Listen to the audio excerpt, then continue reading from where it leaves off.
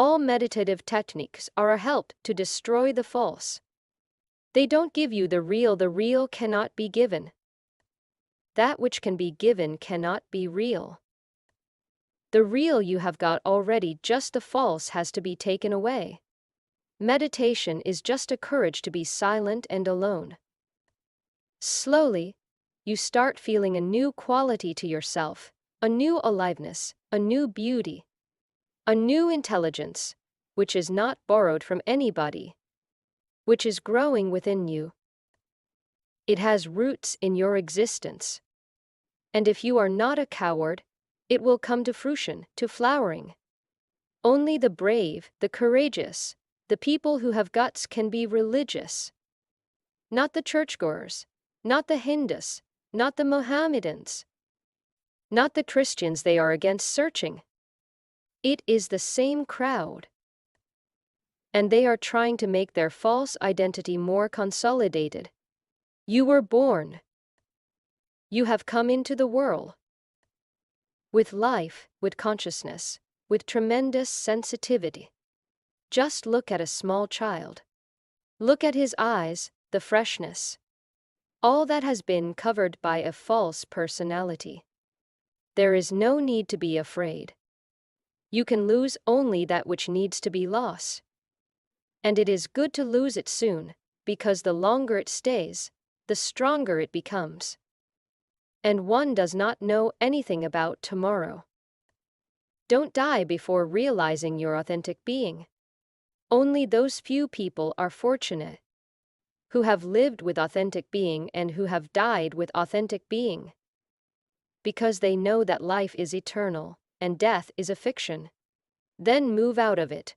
One should always be watchful.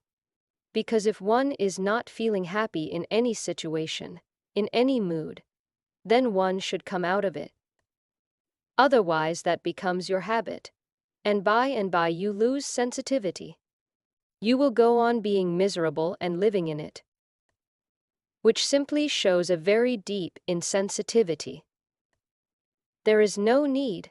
If you are not feeling good in isolation, then come out of it. Meet with people, enjoy company, talk and laugh.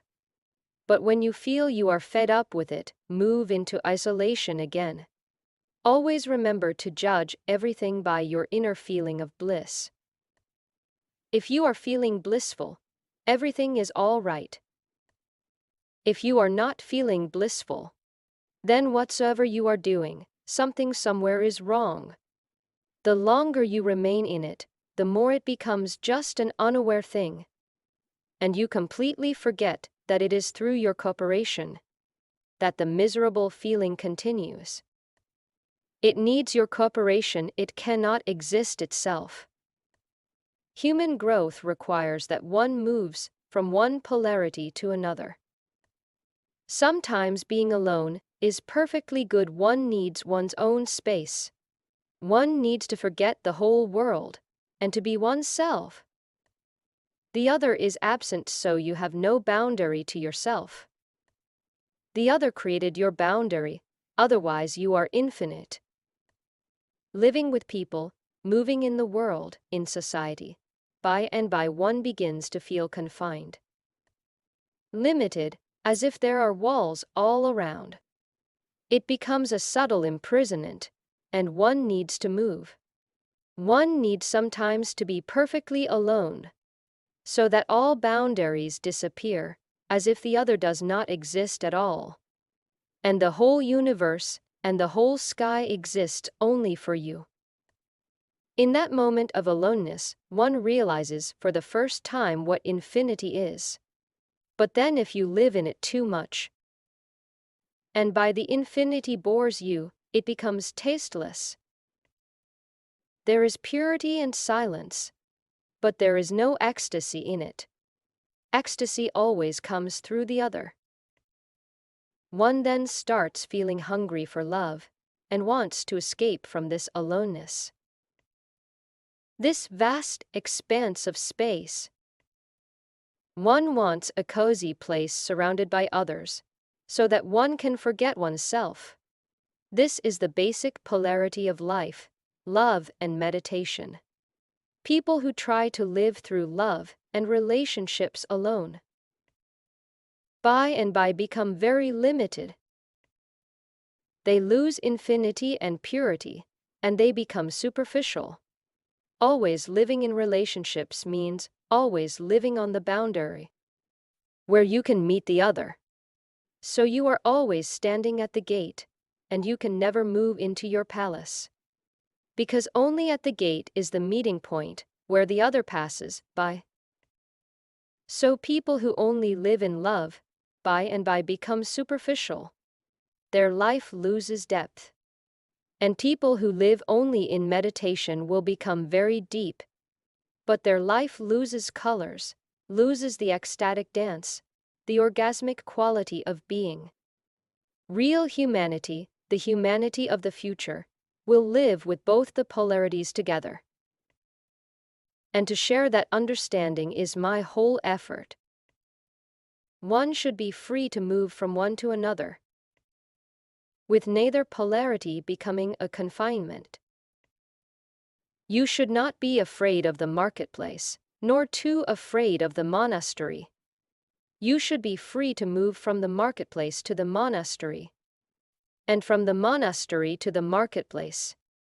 This freedom, this flexibility of movement I call sannyas. The bigger the swing, the richer your life.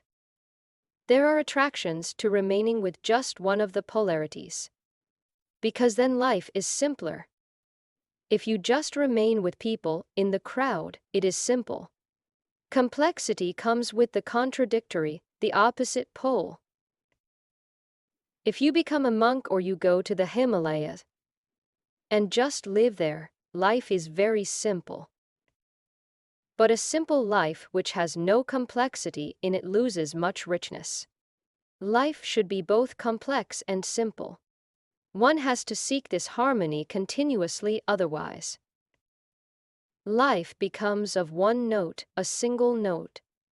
You can go on repeating it, but no orchestra can be created out of it. So whenever you feel that something is now becoming troublesome, immediately move before you become unaware. Never make anywhere your home, neither relationships nor aloneness. Remain flowing and homeless, and don't abide at any polarity. Enjoy it, delight in it, but when it is finished, move to the other, make it a rhythm. You work in the day, by night you rest, so the again by the next day you are ready to work, energy regained. Just think of a man who goes on working all day and all night, or who goes on sleeping day and night. What kind of a life will that be? One will be a madness, the other a coma. Between the two there is a balance, a harmony. Work hard so that you can relax. Relax deeply so that you become capable of working, of being more creative.